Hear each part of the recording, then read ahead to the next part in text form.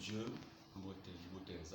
Shalom toutes les assemblées rois de Salem. Shalom tous ceux qui nous suivent partout dans le monde. Nous voici encore une fois de plus devant vous pour vous parler de la part du Seigneur. Nous évoluons dans l'assemblée roi de Salem et nous sommes au Congo-Brazzaville. Aujourd'hui, nous allons partager avec vous le thème que nous avons donc prévu pour vous, qui est donc la vraie espérance. La vraie espérance. Voilà.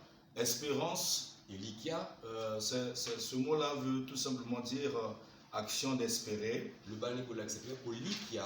Voilà, d'espérer ou bien qu'on attend d'une personne ou bien d'un héritage. Attendre quelque chose avec confiance. Et donc nous allons parler aujourd'hui de la vraie espérance. Donc il y a plusieurs espérances dans ce monde. Mais il y a une seule qui est vraie. Une seule. La vraie espérance. Alors, donc, sans plus tarder, nous allons prendre le livre de l'évangile de Jean, chapitre 14, de 1 à 4. Jean chapitre 14, de 1 à 4. Mes chers frères, écoutons bien la parole du Seigneur dans ce livre. Que votre cœur ne se trouble point. Croyez en Dieu et croyez en moi. Il y a plusieurs demeures dans la maison de mon Père. Si cela n'était pas, je vous l'aurais dit. Je vais vous préparer une place. Retenez bien, il dit, je vais vous préparer une place.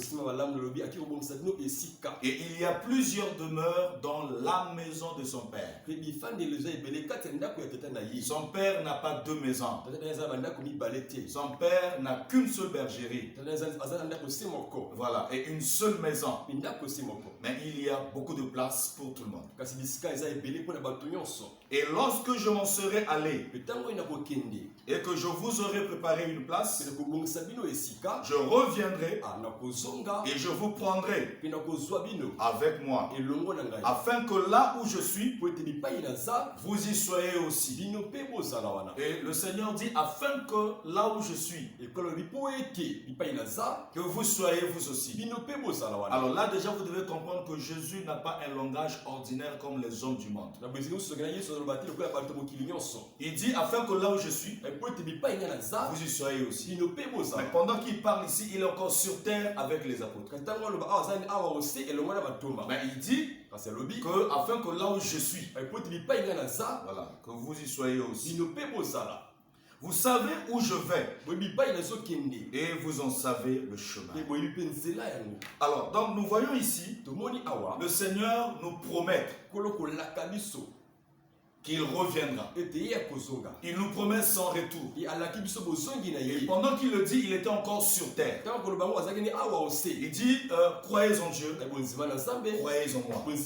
Donc aujourd'hui, nous devons continuer à croire en Dieu et à croire à Jésus-Christ son envoyé.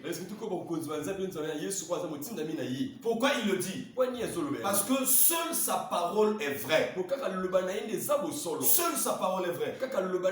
Et chaque jour, le monde est en train de prouver que la parole de Dieu est vraie. Il dit, je m'en vais vous préparer une place. Quand je m'en serai allé et que je vous ai préparé une place, je reviendrai pour vous prendre. La première des choses, il dit, il y a plusieurs demeures dans la maison de mon Père. Plusieurs demeures veut dire, il y a suffisamment de place pour tous ceux qui mettront leur confiance en Jésus-Christ. Il y a suffisamment de place grâce pour tous ceux qui croient en Dieu par Jésus-Christ. Dans le royaume de Dieu. Dans la maison de son Père. Il n'a pas dit il y a plusieurs maisons. Mais il y a plusieurs demeures. Et certains disent que non, plusieurs demeures, ça veut dire il y a une demeure pour les Juifs et il y a une autre pour l'église des païens. Donc nous qui ne sommes pas un peuple juif selon la chair.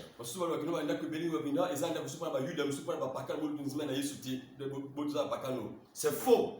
Parce que Jésus-Christ avait déjà dit que j'ai encore d'autres brebis qui sont loin, qui ne sont pas de cette bergerie, mais que je dois prendre et que je dois amener et les mettre dans cette bergerie afin que tout le troupeau puisse avoir un seul berger.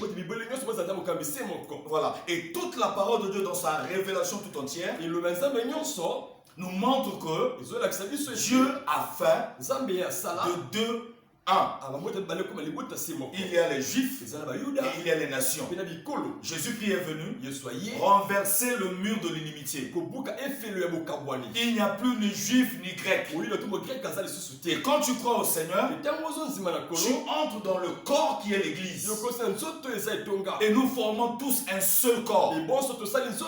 Et quand le Seigneur vient prendre, il vient prendre son corps.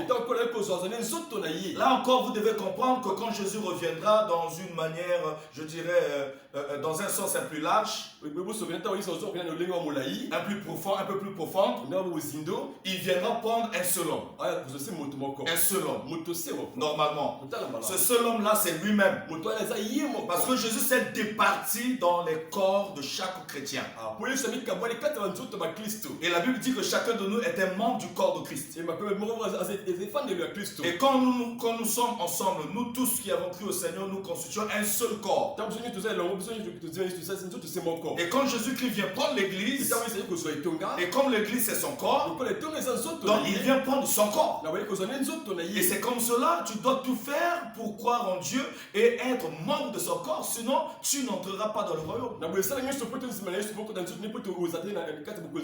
Il dit, je m'en vais, vous préparez une place.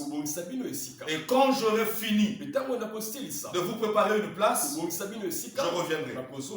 Ce que nous devons également noter, il a dit, j'irai vous préparer une place. Quand je m'en serai allé, vous devez noter que le Seigneur est déjà parti. Donc cette portion de l'écriture est déjà accomplie. Il le disait, il était encore sur terre, je le répète. Il parlait même au futur. Quand je m'en serai allé. Mais maintenant que nous parlons, Jésus était déjà parti. Il est allé au ciel. Voilà. Et il dit, quand j'aurai fini de vous préparer la place, et il a même précisé que quand j'aurai vous préparé une place, voilà, c'est une seule place, nous serons tous ensemble là, avec lui, voilà, dans la gloire, dans la félicité éternelle. Quand j'aurai fini de faire ce boulot, je reviendrai. Donc personne ne sait à quel niveau est déjà le Seigneur dans ce travail-là. Voilà. Il va revenir quand? On ne sait pas. On ne sait pas. Il a dit, vous ne connaissez ni le jour, ni l'heure. Mais ce qui est vrai, il nous a donné des signes. Et il reviendra. Mais bien aimé, ce message ici, nous ne le prêchons pas parce qu'il y a une pandémie aujourd'hui. Nous le prêchons toujours. Depuis toujours. Et nous le prêcherons toujours et toujours. Jusqu'à ce que le Seigneur revienne. Parce qu'il a dit, enseignez-leur à observer ce que je vous ai prescrit. Donc nous n'avons pas un autre enseignement que ce que le Seigneur a enseigné. Nous ne faisons pas autre chose que ce que le Seigneur a fait. Et ce qu'il n'a pas enseigné, nous ne l'enseignons pas. C'est comme cela que nous allons vivre sa gloire. Le Seigneur a dit, je reviendrai pour vous prendre afin que là où je suis, vous y soyez également. Alors comment reviendra-t-il pour nous prendre? Lisons 1 Thessaloniciens 4, les versets 13 jusqu'au verset 14, 13, 14, 15 jusqu'au verset 17. 1 Thessaloniciens chapitre 4. À partir du verset 13 jusqu'au verset 17. Il est dit ceci. Nous ne voulons pas, frères, que vous soyez dans l'ignorance au sujet de ceux qui dorment. Dans d'autres versions, on dit au sujet de ceux qui sont morts. Au sujet de ceux qui sont décédés. La Bible dit que nous ne voulons pas que vous soyez dans l'ignorance. C'est-à-dire quand quelqu'un meurt, qu'est-ce qui se passe? Qu'est-ce qui se passerait? Nous devons avoir de la connaissance là-dessus. Et c'est ce que la Bible nous enseigne. Afin que vous ne vous affligez pas comme les autres qui n'ont point d'espérance. C'est-à-dire, ceux qui s'affligent, ce sont des gens qui sont ignorants. Ils n'ont pas la connaissance. Ceux qui ont la connaissance, ils doivent avoir de l'espérance. On dit vous ne devez pas vous affliger comme ceux qui n'ont pas d'espérance. Nous devons avoir une vraie espérance. Une vraie espérance. Voilà. Donc la parole de Dieu nous montre qu'il y a des gens qui s'affligent. Et cela ne veut pas dire que nous les chrétiens ne nous affligeons pas. Mais nous ne devons pas nous affliger comme ceux qui n'ont pas d'espérance. On ne peut pas pleurer de la même manière qu'eux. On ne peut pas avoir peur au même degré qu'eux. Parce que la vie c'est ici sur terre. Après la vie il n'y a rien. Après la mort il n'y a plus rien. Or, nous avons une connaissance qu'ils n'ont pas. Et nous nous égosions afin qu'ils puissent également avoir la même connaissance.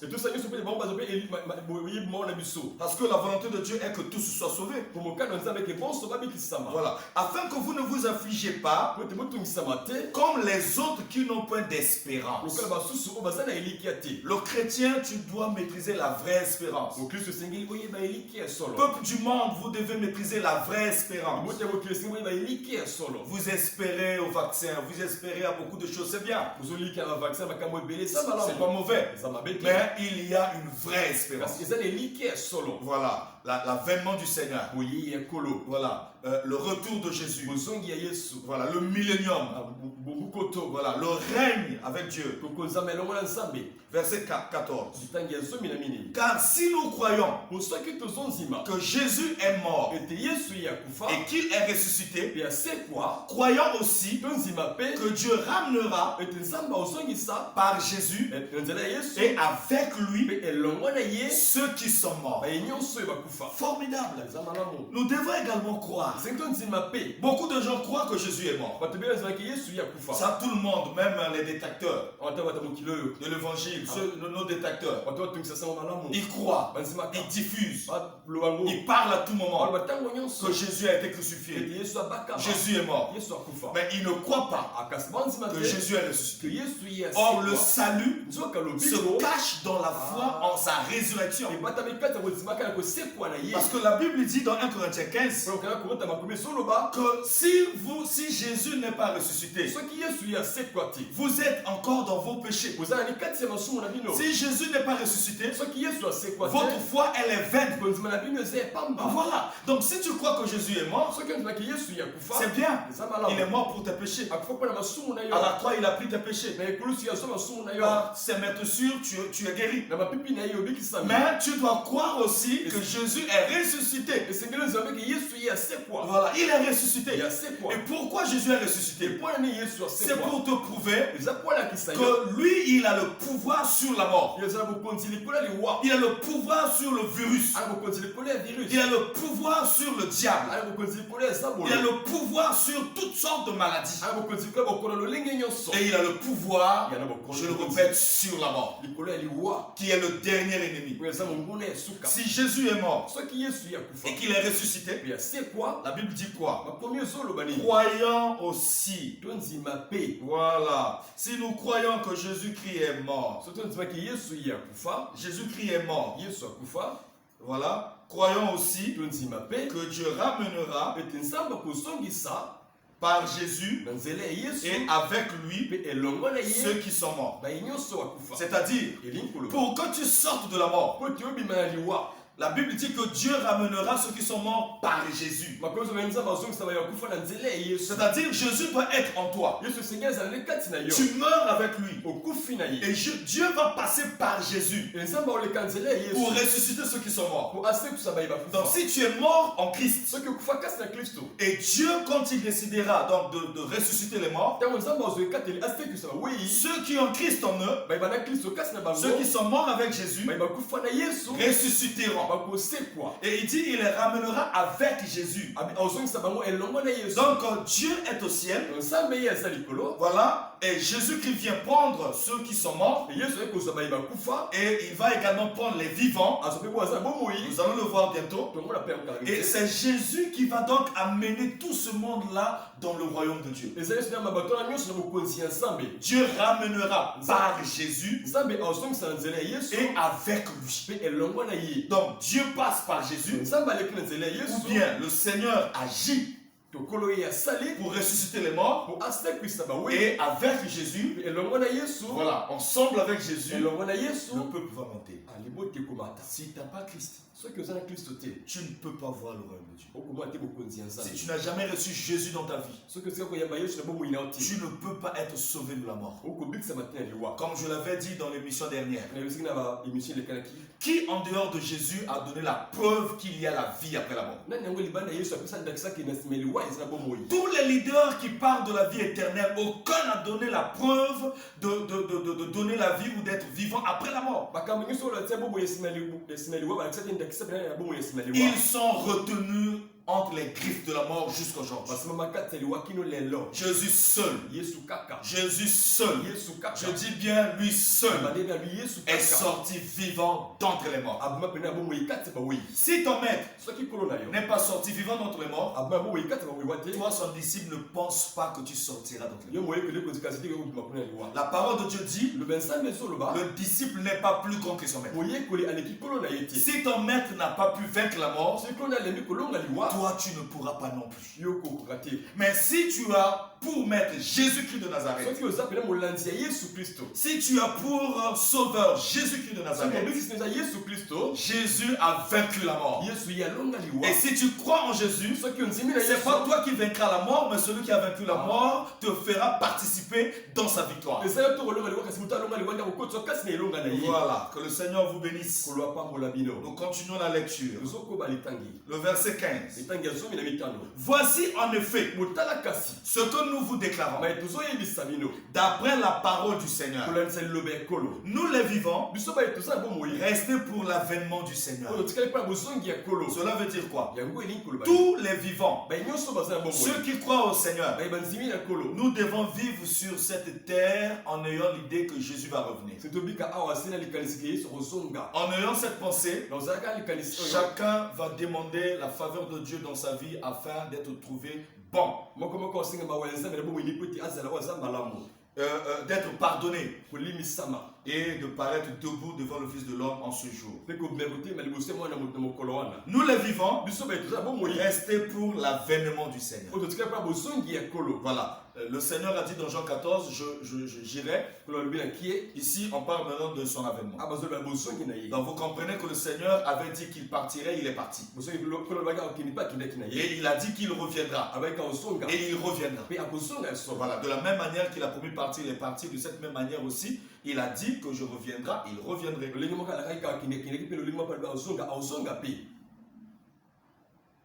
Voilà. Donc, il dit, et la parole de Dieu dit ceci, d'après la parole du Seigneur, nous devons rester pour l'avènement du Seigneur. Nous ne dévancerons pas ceux qui sont morts. Voilà. Quelle espérance. Tous ceux qui ont perdu le frère, les sœurs, par ce virus, par cette pandémie, la parole de Dieu dit, si bien sûr, hein, ceux qui sont morts là avaient reçu Jésus dans leur vie, pleurez. C'est naturel. Mais ne pleurez pas comme des païens. Ne pleurez pas, c'est comme si vous les avez perdus pour toujours. La Bible dit ici, les morts ressusciteront premièrement. Quand le Seigneur reviendra, il ne prendra pas d'abord les vivants avant, comme pour dire aux morts, vous êtes d'abord, vous êtes inutiles, les vivants, je les privilégie. Non. Je les privilégie, non. Non. Il va d'abord prendre les morts. Voilà. Comme pour dire aux vivants que vous n'êtes pas plus important que les chrétiens qui sont morts, vous êtes tous mes enfants. Nous ne dévancerons pas ceux qui sont morts. Voilà. Car le Seigneur lui-même a un signal donné à la voix d'un archange. Le Seigneur lui-même a un signal donné à la voix d'un archange. Et au son de la trompette de Dieu, descendra du ciel. Et les morts en Christ ressusciteront premièrement. Avant que tu ne meures, reçois le Seigneur. J'encourage également tous ceux qui ont des membres de famille, des frères et sœurs, les enfants qui sont touchés par ce virus. Enseignez-leur la parole de Dieu, qu'ils reçoivent Jésus. Même à la dernière minute, qu'ils reçoivent le Seigneur. C'est ce que moi j'ai fait quand mon père partait. Quand j'ai prié le Seigneur, il a dit qu'il partira. Il ne quittera pas ce lit. J'ai appelé mes frères et nous sommes venus pour faire recevoir le Seigneur à papa. Parce que je sais que le Seigneur a sauvé le brigand à la croix à la dernière minute de sa vie. Dieu ne peut pas te condamner en disant que voilà, tu as passé tout ton temps à faire de n'importe quoi, maintenant tu es atteint du virus, alors tu veux maintenant mourir, je suis pas content. Dieu n'a pas le cœur d'homme, Dieu ne condamne pas.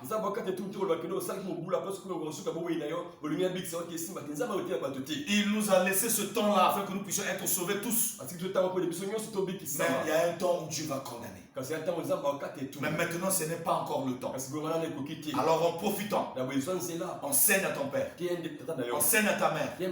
Tu peux être guéri de ce virus. C'est ce que nous souhaitons tous. Mais on ne sait pas. Sait-on jamais. Reçois le Seigneur. C'est pas mauvais. C'est juste un conseil que j'ai balancé. Nous ne dévancerons pas ceux qui sont morts. Car le Seigneur lui-même a un signal donné à la voix d'un archange. Il descendra du ciel. Et les morts en Christ ressusciteront premièrement. Ensuite, nous les vivants, qui serons restés, nous serons tous ensemble enlevés. Nous serons tous ensemble. Ensemble là ne veut pas dire tout le monde. Non, cela veut dire les chrétiens qui ont persévéré jusqu'à la dernière seconde de leur vie, qui sont morts dans la foi. Quand Jésus donnera un signal, il sonnera la trompette. Les morts en Christ sortiront de leur sépulcre. Et les chrétiens qui seront vivants sur la terre, par ce même signal-là, seront transformés. Maintenant, les vivants transformés, ensemble avec les morts en Christ ressuscités, ce sont eux qui iront au ciel. Tous ensemble, ce sont eux. On parle d'eux, il s'agit d'eux. Tous ensemble, nous serons enlevés. Enlevés. Voilà. À la rencontre, plutôt enlevés avec eux. Sur des nuées. À la rencontre du Seigneur. Dans les airs. Et ainsi, nous serons toujours avec le Seigneur. Voilà la vraie espérance. La vraie espérance. Prenez un autre verset. Prenez un autre verset. 1 Corinthiens 15. 35 à 44. 1 Corinthiens chapitre 15. 1 Corinthiens chapitre 15. À répétition, la meilleure des choses. 35 à 44. Le verset 35.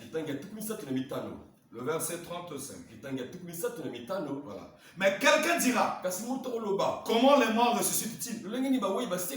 C'est la question que les gens posent. Ils pensent que Dieu est comme nous. Non, Dieu n'est pas comme nous. Dieu n'est pas comme nous. Regarde bien, même dans ce monde, il y a beaucoup de choses où les hommes se posent des questions, mais ils n'ont pas encore eu de réponse et ils n'auront pas de réponse. L'homme peut fabriquer des produits pour le paludisme, tout ça là. Il ne pourrait jamais fabriquer un produit pour la mort, contre la mort. Ça, vous pouvez rester ici, sur cette terre, milliards d'années, vous allez faire des recherches, vous n'aurez jamais ça. Jamais. Voilà. Quelqu'un dira, comment les morts ressuscitent-ils? C'est pas mauvais de se poser des questions. Et avec quel corps reviennent-ils? Insensé. Ce que tu sèmes ne répond point vie. S'il ne meurt, voilà. Là au moins tu as la réponse. Ce que tu sèmes, un grain de maïs, avant que ce grain-là porte fruit, qu'il sorte comme une jeune plante, ce grain doit d'abord mourir, pourrir sous la terre. Et c'est alors qu'il y aura une autre vie qui germera. Voilà, le même Dieu qui a créé ces plantes et qui leur a donné cette capacité-là, c'est le même également qui ressuscitera tous ceux qui sont en Jésus-Christ. Voilà. Et avec quel corps revient-il? Je réponds insensé. Ce que tu sèmes ne répond point vie s'il ne meurt. Et ce que tu sèmes, ce n'est pas le corps qui naîtra. Voilà, tu sèmes pas peut-être une plante, mais tu sèmes parfois un grain. Mais c'est une plante qui sort. C'est tout le corps. Donc on peut te s'aimer avec le corps charnel et tu ressuscites avec un autre corps. Voilà, donc même dans la nature, il y a déjà des enseignements à tirer concernant l'enlèvement. Je dirais concernant la résurrection. Voilà, concernant la résurrection. Il dit, c'est un simple grain de blé peut-être, ou de quelque autre sémence. Puis Dieu lui donne un corps comme il lui plaît. Et à chaque sémence, il donne un corps qui lui est propre. Toute chair n'est pas la même chair. Mais autre est la chair des hommes. Autre celle des quadrupèdes. Autre celle des oiseaux. Autre celle des poissons. Il y a aussi des corps célestes et des corps terrestre. Mais autre est l'éclat des corps célestes, autre celui des corps terrestres. Voilà. Donc on ne pense pas que parce que tu as ce corps terrestre, alors la vie s'arrête ici. Non, il y a également des corps célestes.